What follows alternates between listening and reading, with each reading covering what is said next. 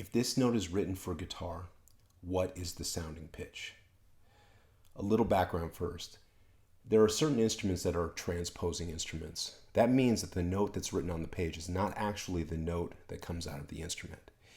So this can be tricky with certain instruments. Instruments like trumpet, clarinet are examples where saxophone's another one, where if you have like a saxophone in B flat, what that actually means is the note that comes out of the instrument when you put air into it is the note B flat.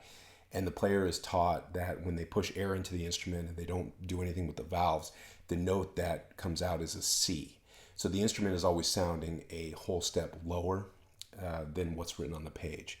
I know that seems weird, but there's a history behind that. It has to do with the way instruments develop.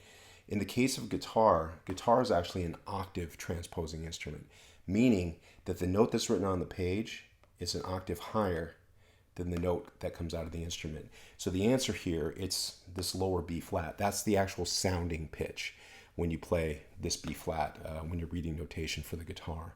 So the guitar is always sounding an octave lower than written. And the instrument itself is actually pretty close to the range of a cello. It's lower than people think. Now, why would we do this? Okay, it really has to do with the notation.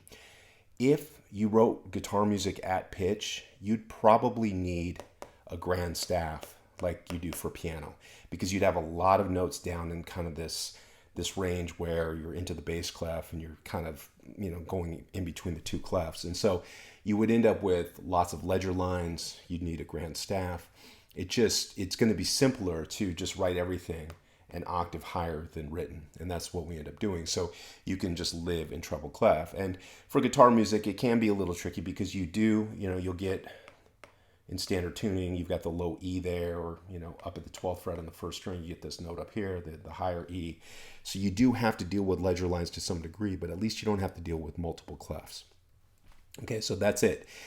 This note written here on the guitar, it actually is the B flat, which is an octave below. Hope that makes sense. See you next time.